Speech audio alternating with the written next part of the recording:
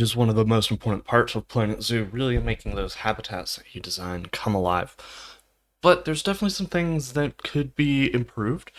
And so we're definitely going to go over some of those right before Planet Zoo announces its next announcement, which we expect is going to be the new Animal DLC.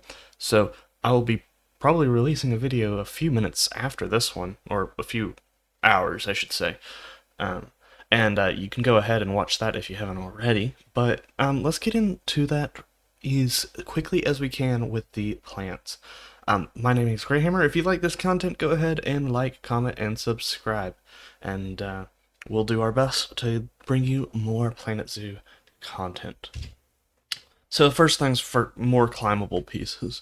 And this is mainly in reference to the broken Scots pine, the broken birch, and the broken I'm trying to remember what the other one is. But these three broken variants of trees.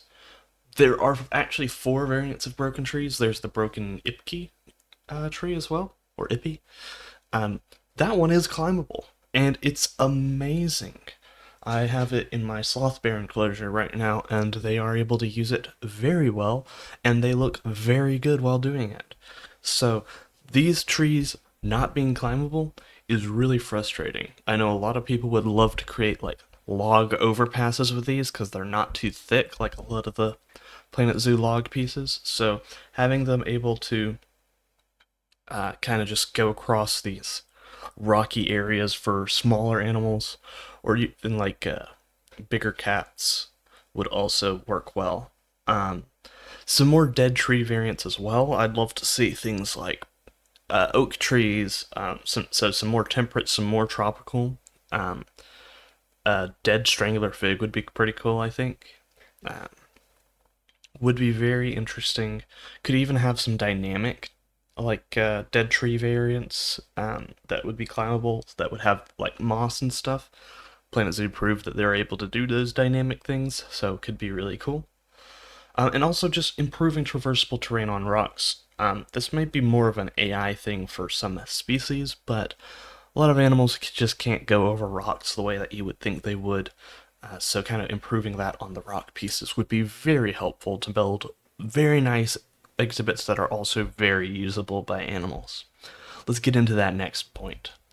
More Flexicolor options, and I'm sorry for the low res image here, but it is one of the more useful images to kind of show what's up. We don't have too many variants of faux rocks, and so I would love to see, and I don't think this would be too hard. We have like 19 variants of regular rocks. Just make them Flexicolor to be a faux rock version as well. Maybe tone down the texture on some of them. But I don't think that would be that difficult. Another really cool thing that I would like, there's kind of two versions to do this, is either to have a Flexicolor option on some of the leaves of like temperate plants, so that you can change the color. It would be more of a slider than like a whole color wheel, so you could look at it and say, oh, well, I want this to be based in fall. Or you could have it based off of your actual zoo's timer. You could have temperate trees change color. Would just create more interesting, and then sandbox, you could of course fix it in place with what color you want it. So you could really make more choices with that. And so we have a lot of trees with autumnal colors, but no regular spring colors. And then some versions that don't have leaves. Like if you go into winter, a lot of those temperate trees are not going to have leaves, but would still be really cool. But yeah, that's kind of it for that point. Let me know what you think in the comments below on all of these points, and just I'll be moving right along to point number 3. Updated textures. A lot of the old Planet Zoo plants have old and outdated textures. In particular, I really want to use staghorn ferns, but I just can't get over how plasticky they look. So updating those textures would actually greatly expand the available plants. We have a lot of different plants. We still need more, but we have a lot of plants. But if you had updated textures on things like the bamboo, a lot of the bushes, where you can just really, really obviously tell that everything's 2D and not very high texture, then we're going to be able to use a way more plants. Because a lot of the times I'm like, oh, that would be a cool plant. And then I look at it closer and I'm like, ugh, that's not that cool of a plant. Not when you have things that look so amazing, like all the grass variants, or you have brambles, or uh, a lot of the ferns that aren't these large leaf ferns look amazing. And unfortunately, a lot of the older stuff just doesn't shine as greatly anymore. But that's it for that one. I think this is one that would probably be the simplest to do, but they're probably not going to do it because that involves a lot of work. But let's get on to the next one. More piece variations. This is one I've been wanting for a little bit. Is I like to see more variants of plants, especially things like ivy, to make it more useful for ground cover. Other things like hydrangeas and some of the rose bushes. I know there's smaller bush variants of hydrangeas in the world because my parents always had them in their backyard, and you can get like a 4 foot in diameter bush with a hydrangea. It's not that hard, and unfortunately, all of the hydrangea bushes in Planet Zoo are massive, so making gardens with them is just they kind of take over.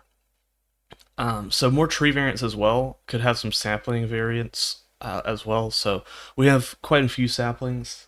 I want to say like 6 or 7, maybe less. I could be wrong. I don't use them very often because I don't use trees inside of my exhibits too often. Um, because I think for a lot of the animals I've built so far, it's not as realistic. But sapling variants would be really cool for other trees.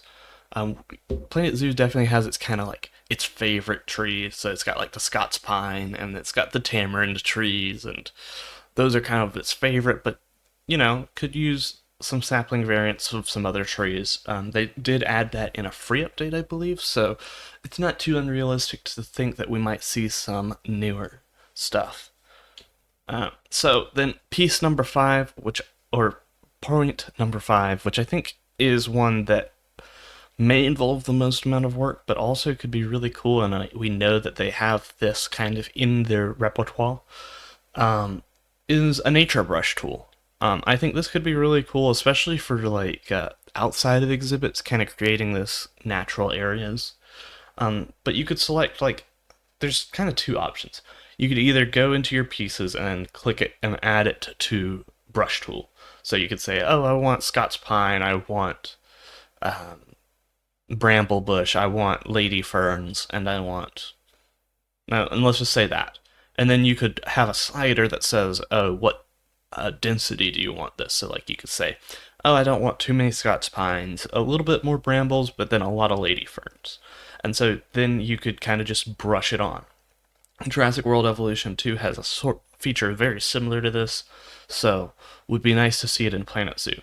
It could also be biome specific and continent specific, so you could say, hey, I want just it to kind of give you a natural feel of North American temperate zone. And you click North America temperate, then you grab your brush size, as you say, maybe even you could have different sub biomes, because that's something that's definitely possible, like a temperate forest or a mixed forest of temperate and conifer, or sorry, deciduous forest, mixed forest, or a conifer forest.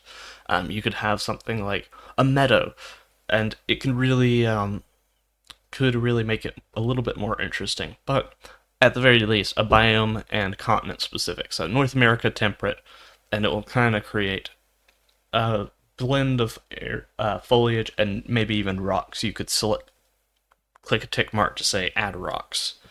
And of course, you can adjust it later as needed, but it would kind of give you a good starting ground. And I think that would be something really helpful that would.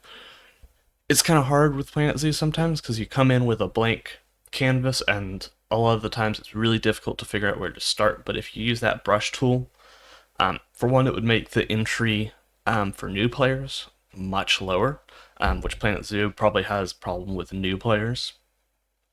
It's difficult to get them in with a game so complicated, and it would just kind of give people a starting point on how they want to build the rest of their habitat. So let's get into number 6, which is kind of a bonus, is just more plants. Obviously, I can't name all the plants that uh, Plant Zoo should add. I don't know that many plants, honestly. I've kind of just picked a few that are kind of have bugged me a little bit, and so I think they would be really cool. First of all, the live oak. That's the one pictured here. It's a beautiful tree found in the southeastern United States.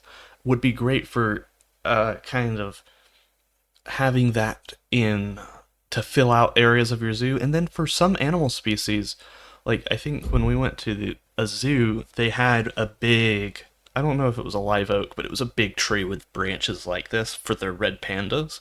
And the red pandas were climbing all up in the branches. So a tree like this, for people who want to build in a temperate biome, would really make sense for if you're going like a sandbox and you just wanted to make